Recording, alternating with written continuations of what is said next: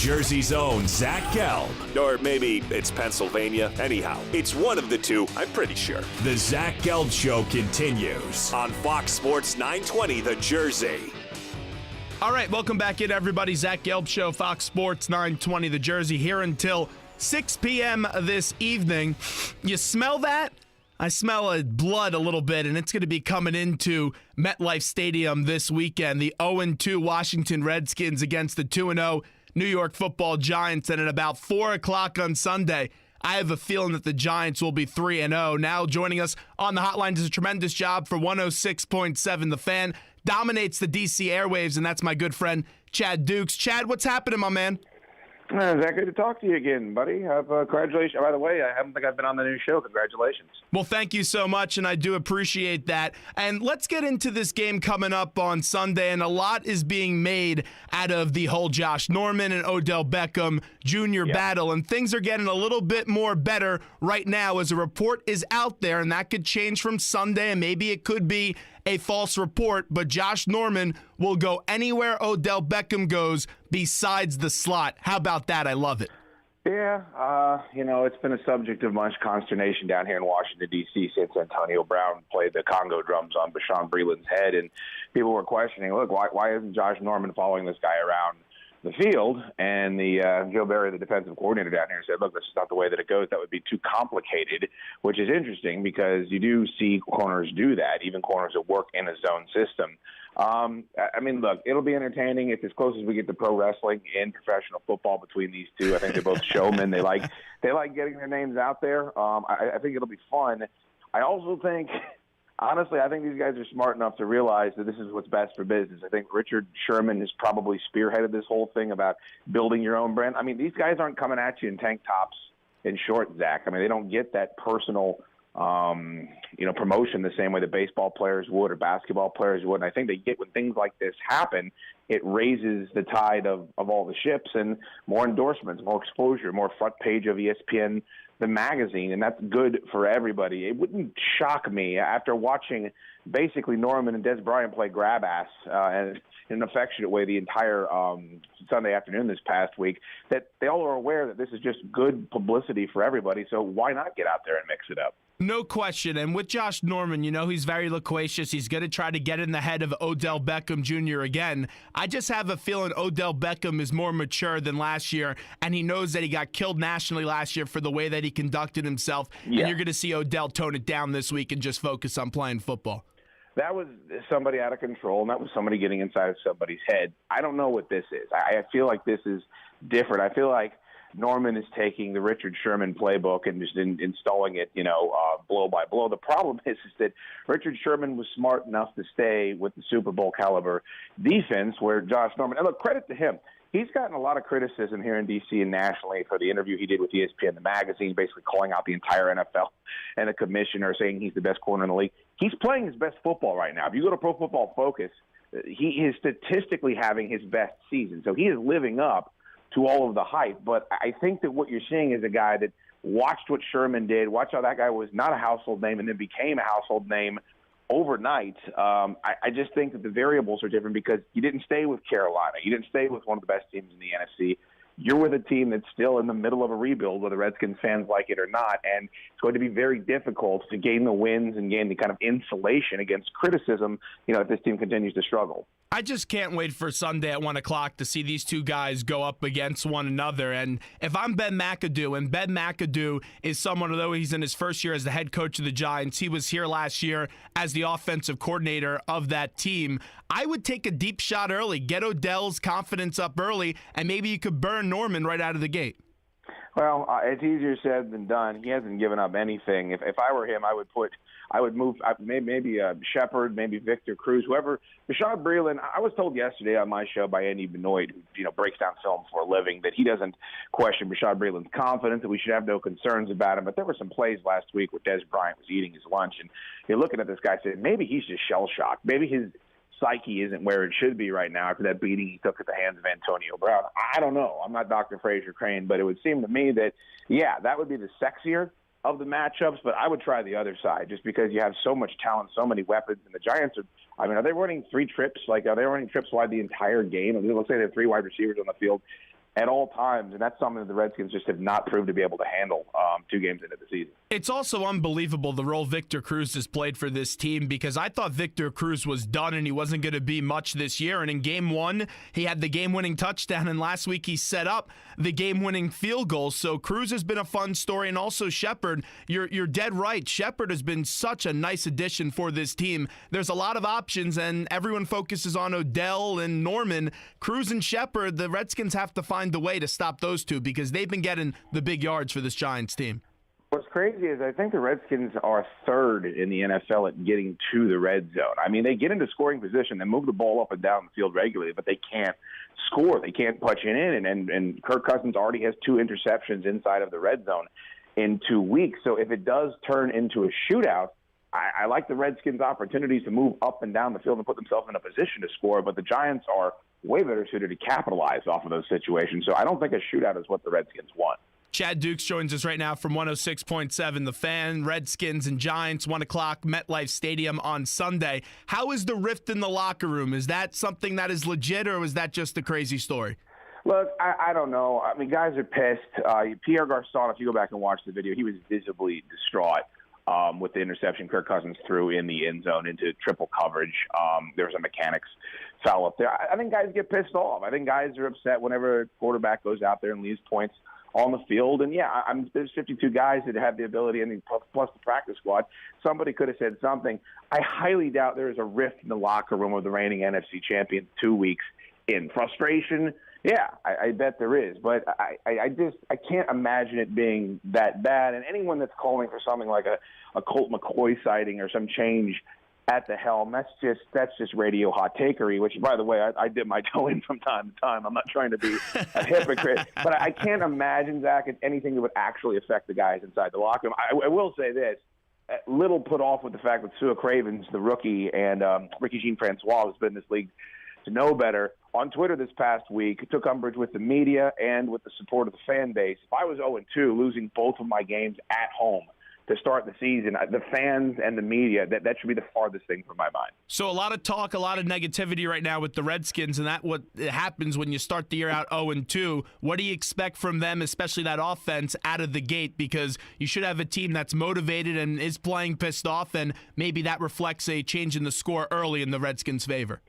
Yeah, the defense is atrocious. So the only playmaker they have on defense is Norman. I mean, Ryan Kerrigan's a fine player. You do have some talent there. I think D'Angelo Hall's made the transition to safety well, but it's going to take another draft. It's going to take another offseason for that side of the ball. The offense, look, we heard all about these playmakers all offseason. I mean, go down the list. It sounds very impressive. Jordan Reed, we were told he's supposed to be the best tight end in the NFL. What a mismatch in the red zone. Deshaun Jackson is healthy for the first time in a long time at the beginning of the season. Pierre Garçon. Jamison Crowder, the rookie last year, had a hell of a season, establishing himself. Cousins missed him on a long bomb very early on in the game. It would have changed the complexion of the contest against Dallas.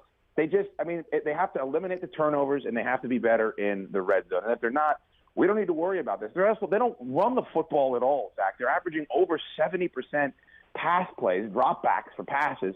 They're number 1 in the league in passing attempts, dropping back to pass, all this nonsense. If you want Cousins to be comfortable in a contract here, you have to have some semblance of a ground attack, despite how abhorrent that seems to be to Jay Gruden. By the way, were you surprised a long-term deal did not get done in this offseason between the Redskins and Kirk Cousins? Yeah, I guess. The problem is now that it hasn't, the team has basically laid its cards on the table that we need to see more, so that the fan base acts accordingly. They need to see more. And you also have pockets of very, very loyal Robert Griffin III fans that don't seem to watch these games, that just seem to run with their own agenda and believe that he was shortchanged somehow in town. So it's become a huge ordeal. Seeing the way that he's played the first 2 weeks, I've got confidence in Cousins. I think he can be a good quarterback in this system. I think that he can be someone that can have success. We've seen it ourselves. He put this team on their back after the Tampa Bay game last year where he willed them to victory. That was the you like that game. Thank God that's kind of died down here in Washington, D.C. I mean, it would have been nice if we would have seen enough for the organization to believe that this is our guy. Let's get some stability at the quarterback position, but I don't necessarily question what their course of action was after what we've seen for the first 2 weeks. How's the offensive line been in front of him? It's fine. You draft Brandon Sheriff in the first round. You leave Leonard Williams on the draft board, and you see what he's doing right now, tearing up the league. That's tough. You draft him to be a tackle. You immediately move him to guard because he can't handle it. Trent Williams, he hasn't looked good. He hasn't played his best football the first couple of weeks. That's a perennial Pro Bowler. The issue is Corey Lichtensteiger in the center of the line. They're undersized. We were sold on bulk and grit and tenacity here with Scott McCloughan, and he hasn't really done that with the offensive line yet. So one of the reasons they're having difficulty running the football is you have a couple of linemen that their proclivities shade towards pass protection, but also they're just overmatched. So that interior of the offensive line, we knew that was an issue before the draft, before free agency.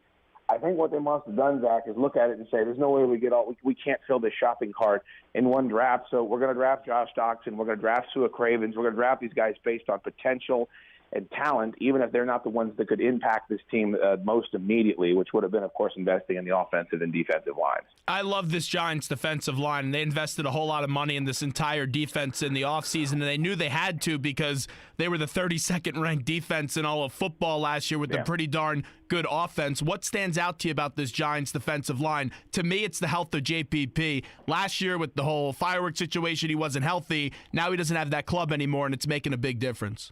I'm having nightmares of Olivier Vernon sucking the blood out of Kirk Cousins' neck on Sunday. I mean, that's going to be rough. But I can't believe this, Zach. I mean, you see JPP's hand, and it's an atrocity. It looks like something in a hostile movie franchise. And think about how good this guy is at football, that he can have that happen to him and still be as effective as he's been this year. And, Janoris Jenkins doesn't look like he's playing all that great to me. But, look, as a Redskins fan, when you watch a team have a weakness and then throw a bunch of money at the situation, I just assume it's not going to work because they've tried to do that for 2 decades, and it's never paid dividends. But it does look like this defense is at least up at the bare minimum upgraded for the New York Giants. And right now their offense looks stable as well. I don't know how. I mean, give all the credit in the world to what Carson Wentz has done down in Philadelphia and the fact that Dak Prescott looked great here in Washington last week, but I don't know how the Giants aren't the favorites to win the division at this point.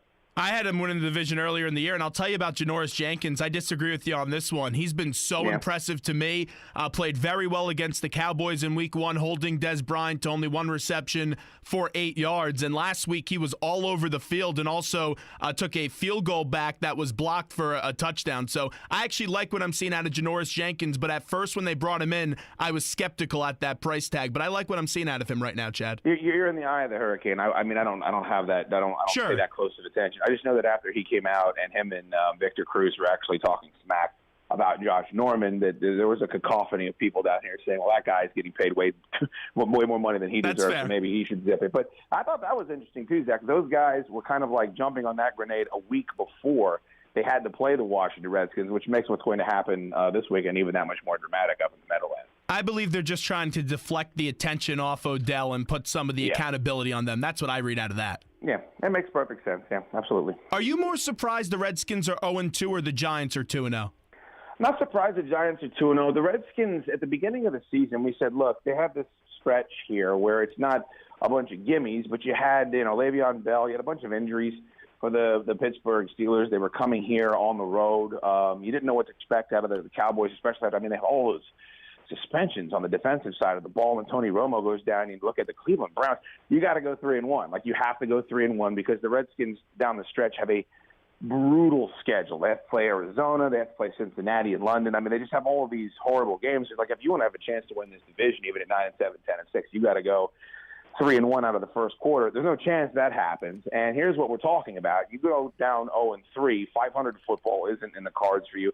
What I'm worried about, Zach, is that I guess I'm more, to answer your question, I'm more surprised they're 0-2 simply because we saw enough at the end of the last season with the offense where they were so easily able to move the ball up and down the field and look so cohesive. And here's what you start to question.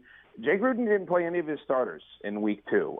He benched all those guys, and you're saying, well, who exactly do you think you are? You're not resting, Tom Brady and Randy Moss out there. You haven't really accomplished all of that much. And they had a very easy training camp, not a lot of contact, not a lot of violence, and these guys look rusty. These guys don't necessarily look prepared. They didn't look like they even belong on the field with the Pittsburgh Steelers. They were more competitive in Week 2, but I guess I'm more surprised that the Redskins are 2-0 because I believe that Philadelphia or New York or hell, even the Cowboys are capable of going 2-0 in this division this year. Last one with Chad Dukes of 106.7, The Fan. So in my market in New Jersey, when I talk Giants, the Eagles fans hate me. And when I talk Eagles, the Giant fans hate me. But I have to talk both just because of the proximity of New Jersey to New York and Philadelphia. But the talk right now really in this division, and yes, everyone is happy if you're a Giant fan that the Giants are 2-0 and impressed with their defense. But it's been Carson Wentz. Have you watched a lot of Carson Wentz at all? Yeah. He's been so good, Chad. It's unbelievable what he's doing. Well, of course, I watched the whole Monday night game, and look, I'm impressed by him. I'm impressed. Here's what I see with Carson Wentz, and also I said this in 2012. I see Robert Griffin III, and when I say that is you got a kid that I listened to him getting interviewed with John Gruden before the game, and he's saying, it's football, it's a physical game. When he was asked about taking all the hits, if he doesn't learn how to get down, if he doesn't learn how to get out of bounds, if he doesn't learn how to throw the ball away, it doesn't matter what he's doing right now. His body will not hold up. And I said that in 2012 when Robert Griffin III was split out wide against the Minnesota Vikings in wide receiver formation. He took a shot to the dome, flipped around 360 degrees, and I said, well, this is great. We're having a lot of fun, but this guy's going to be done in 2 or 3 years. Unfortunately, that came to fruition. I see the same thing for Wentz. It's a different style of quarterback, of course, but it's a guy that for whatever reason believes that he's going to be different than every single other player that came before him in the NFL. It is a brutal, violent, collision-based sport, and it will humble you. And I think that's why I was so impressed with Dak Prescott is I saw him running out of bounds. I saw him using his feet. I saw him making plays and extending opportunities, but I saw him throw the ball away. I saw him slide. And to have that already built into you in a rookie year, to me, is more valuable than a lot of other things that people laud about rookie quarterbacks. So I like Carson Wentz. It's fun to watch. They'll make the division more interesting, but he's got to take care of his body. All right, so before we let you run, Chad Dukes 106.7, The Fan, give me a prediction. Redskins, Giants, what's the final score this weekend?